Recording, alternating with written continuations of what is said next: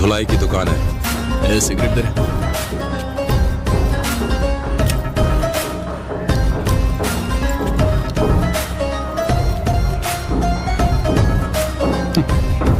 वो क्या है ना, मच्छर अगर सोते हुए आदमी को काट ले तो वो हीरो नहीं बन जाता।